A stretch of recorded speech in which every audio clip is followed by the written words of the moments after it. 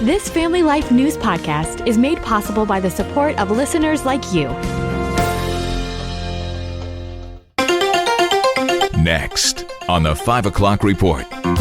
The way that we're going to get to peace is to focus on the future. The president really believes that he has the winning message here. For a little mom and pop, this is the orchard that you can come in and pick as much as you want. He has a million reasons to be sad, and he always is jumping for joy, is always more happy than you will ever be. Now, let's go to the newsroom. Good afternoon and welcome to the broadcast. I'm Family Life News anchor Sarah Harnish. America is on the ground in Gaza today. A trio of mediators, including the Vice President of the United States, J.D. Vance. We start with Mideast envoy Steve Witkoff, who visited 10 released Israeli hostages. It was really an emotional moment. I didn't see any victims in that room. I saw strong people who have come out under very difficult circumstances. Their families are reunited, and they are so grateful. Jared Kushner, Trump's former senior advisor, gave an update. We always knew that the deal that we were working on would kind of have two phases to it. The first phase was obviously getting the live hostages out. We're currently making progress on the hostages, the bodies that are still there. Almost half are out now, and we had very good meetings with the Israelis. At the same time, humanitarian aid, there's actually been a surprisingly strong coordination between the United Nations and Israel, how we can do it better so that the aid reaches the people in Gaza and doesn't go into the wrong hands. Vice President J.D. Vance met with Israel today. The first question he was asked by the press was why Turkey, a supporter of Hamas, was involved in rebuilding Gaza. Vance said every nation has to be at the table for Mideast peace to work. No one who is a party to this conflict can look in the past and not point at something that they don't like or that they disagree with. Everybody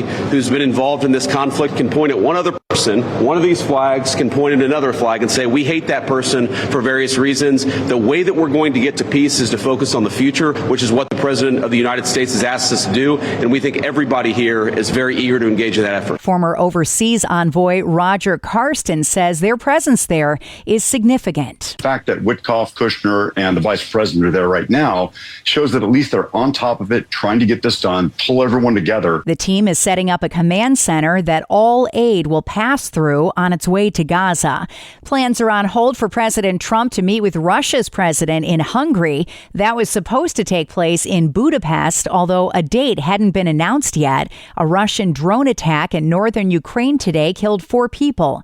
President Trump hosted Republicans at the White House today on day 21 of the government shutdown. CBS's Weijia Jiang. There is no urgency for the Republicans to give in to the Democrats because at this point, the president really believes that he has the winning message here, which is that Democrats could easily turn the switch back on, get the money flowing again, but they are choosing not to. Of course, Democrats say in order to do that, they need some kind of assurances. They want a deal that those health care subsidies will be extended. Ted Copley is with a union representing Iowa workers. We have to prepare for the long term, I think, more than anything. Expect the worst and pray for the least. A federal judge in Chicago has ordered top Border Patrol officials to answer questions about agents' use of force. CBS's Jennifer Kuiper. U.S. District Judge Sarah Ellis says she's ordering depositions of Border Patrol Chief Gregory Bovino and 2 other top immigration officials. The judge wants answers about agents' use of force and chemical agents during operations,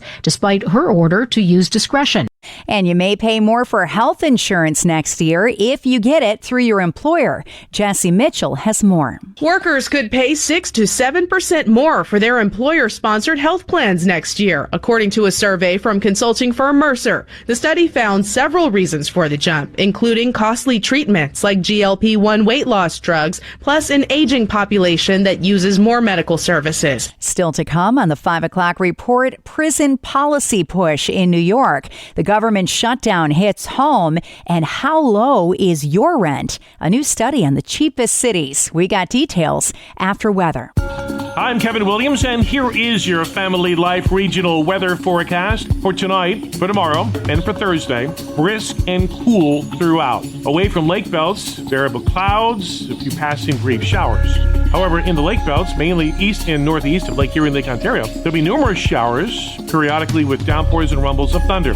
Low temps 40s and high temperatures tomorrow and Thursday in the 50s. Thank you, Kevin. Checking the stories making news where you live across New York and Pennsylvania. A large group gathered at the state capitol in New York today to call on Governor Hochul to sign a prison reform bill. Among them, Robert Brooks Jr., the son of the inmate killed at the Marcy Correctional Facility. Every time a life is taken in New York prisons, every time a death is covered up or ignored, we have to ask ourselves, how many more? The press conference held 24 hours after one of 3 correctional officers was found guilty in Brooks's beating death at Marcy Correctional Facility. The other 2 were acquitted. Nothing will ever bring my father back to me. But this isn't just about my father. It's all about the fathers, sons, daughters, and mothers whose name will never make the news. The ones that's lost behind those walls in silence. It's all about the families who grieve in the shadows because no one ever told them the truth, or it was simply covered up. Brooks Jr. asked for mandatory audio and video surveillance at correctional facilities across the state, timely public posting of in-custody deaths, and expanding the size of the State Commission of Correction, which oversees prison safety. 43-year-old Brooks was beaten by corrections officers December 9th. 10 COs have been charged. 2 cases are still pending. A New York man pardoned for January 6th crimes has just been charged with threatening to kill House Minority Leader Hakeem Jeffries. 34-year-old Christopher Moynihan charged with a felony in Dutchess County for texting that he, quote, cannot allow this terrorist to live. The government shutdown is hitting those who rely on food assistance where it hurts. Les Aylesworth runs the Community Hunger Outreach Warehouse, or CHOW, in Broome, New York. The biggest area where we're anticipating it to affect us is the SNAP benefits. And so when those resources go down, the need goes up. Aylesworth says the shutdown has exacerbated New York's emergency food system. Bob Boyd is with St. Peter's Kitchen in Rochester, which serves 400 hot meals a day to people in need. Most of these folks that come here, they're not homeless, they have a house, but they're seniors, they worked their whole lives. These are people who are in their 70s who are trying to get by on little money. People like Cassandra Robinson, who relies on St. Peter's Kitchen to feed not just herself, but her 5 grandchildren. She's worried what the government shutdown will mean for her SNAP benefits. I'm really concerned. I'm concerned for myself, my household, and a lot of my family and friends and their households. There's going to be a lot of hungry people out there. 2.7 million New Yorkers live in poverty, and the state's child poverty rate is among the worst in the nation. 4 Pennsylvania cities just made a national list for towns with the most rentals below $1,000 a month. Scranton, Pennsylvania, coming in first in the state with 29% of its housing under $1,000 a month. Pittsburgh was second at 26%, followed by Harrisburg and Allentown. And today is National Apple Day, and that's a big deal for our area's many apple growers. Debbie Hamilton owns Hamilton Family Orchards in Lehigh County, Pennsylvania, and tells WFMZ. There's about 2,500 trees. We have 30 rows of apples. For a little mom and pop, we just have good, fresh apple picking. This is the orchard that you can come in and pick as much as you want. You want a recipe? I got lots of recipes. Pennsylvania is America's 4th largest apple producing state. New York is number 2, but the state of Washington grows about 2/3 of all the apples produced in the United States.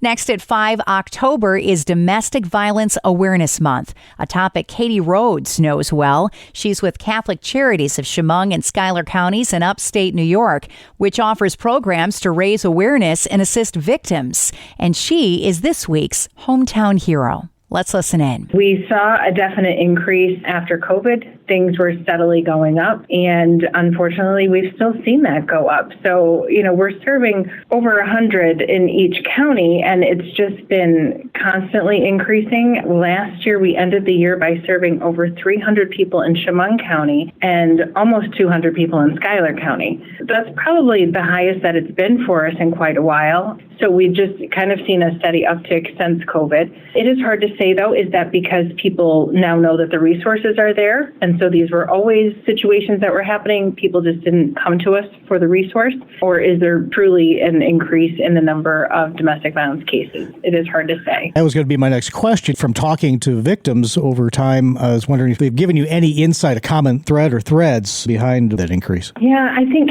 financial insecurity and instability can increase domestic violence. Also, domestic violence is more than just physical. It's also the emotional, the mental, the financial. A partner withholding funds from someone that is abuse, and then it can lead to something more, or it could just stay at that. But someone feeling very trapped in a relationship, it's definitely not a give and take healthy relationship.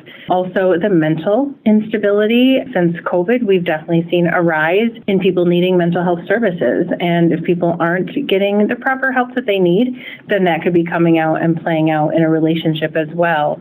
And just kind of seeing that increase in domestic violence with both women and men. We are definitely seeing both that are coming to us for services.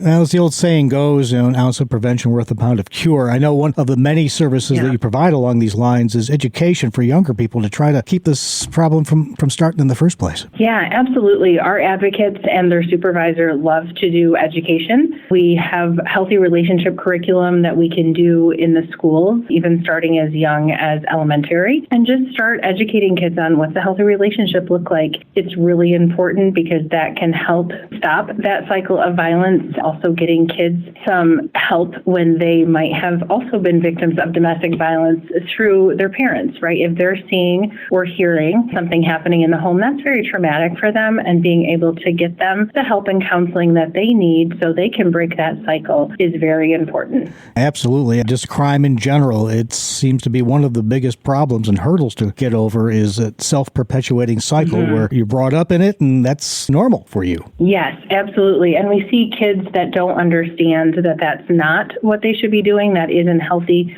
especially without a biblical Christian worldview. You know, it's very hard for people to sometimes know what's right and wrong. And sometimes people are very good. Intrinsically, they know that there's right and wrong, but others, they really lean towards whatever they've been exposed to and don't maybe have the tools or the support to be able to break out of that cycle. Katie Rhodes with Catholic Charities of Chemung and Schuyler counties. You can subscribe, listen to, and share Hometown Heroes and all of Family Life's original podcasts at Apple Podcasts, Spotify, YouTube, or at familylife.org. Does your sense of contentment rise and fall with the economy? Hi, I'm Rob West with the Faith and Finance Minute. It's easy to let circumstances shape how we feel about life and even how we view God's care for us. But in Philippians 4, the Apostle Paul shares the true secret of contentment. He writes, "I have learned to be content, whatever the circumstances. I know what it is to be in need, and I know what it is to have plenty. I have learned the secret of being content in any and every situation. I can do all things through Him who strengthens me." Contentment doesn't come from our bank accounts or the economy. It comes from Christ alone. When our strength and trust are rooted in Him, we can walk in steady, unshakable contentment no matter what life brings our way. Manage your finances wisely with the easy-to-use FaithFi app. Download FaithFi, Faith and Finance from your app store, or learn more at faithfi.com. Coming up on the 5 o'clock report, what do a car and a custodian have in common? That story after weather. I'm Kevin Williams, and here is your Family Life regional weather forecast. The passage of a cold front spells several days where cool will rule. Skies will be changeable in a lake effect pattern, such that areas in the favored lake belts pick up some substantial rain, thunder, and wind, while areas away from the lake see just a couple of scattered showers. So our call for tonight, for tomorrow, and for Thursday, brisk and cool throughout. Away from lake belts, variable clouds, a few passing brief showers. However, in the lake belts, mainly east and northeast of Lake Erie and Lake Ontario, there'll be numerous showers, periodically with downpours and rumbles of thunder. Low temps 40s and high temperatures tomorrow and Thursday in the 50s. Thank you, Kevin. Finally at 5, usually in school, it's students learning the lessons, but the girls' volleyball team at Community High School near Dallas, Texas, recently taught a memorable lesson in love and generosity. After learning the school's beloved custodian, Abel Rodriguez, had no car to get to and from school, they quietly set up a GoFundMe campaign to do something about it, raising several $1,000s to buy one for him. Then came the big day. Rodriguez was left with tears of joy running down his face, at a loss for words. But the players and the coach weren't, telling KXAS. Abel's an amazing person. He has a million reasons to be sad and never has a smile not on his face. He always is jumping for joy, is always more happy than you will ever be. I was really proud of him to see that there's something bigger than them, there's something bigger than volleyball, and that they took it upon themselves to solve this problem. Wearing a smile as big as Texas, Abel Rodriguez was able to drive home from school. A custodian, a car, and a school of teenagers making a difference. And that's the world that we live in for Tuesday, the 21st of October. I'm Sarah Harnish, and this is the 5 o'clock report on Family Life. Thank you for listening to this Family Life News podcast. If you've been encouraged by what you've heard, please share it with others and click the subscribe button to automatically receive future episodes. Family Life is a listener-supported ministry. Podcasts like this are made possible by your financial partnership. Find out more at familylife.org.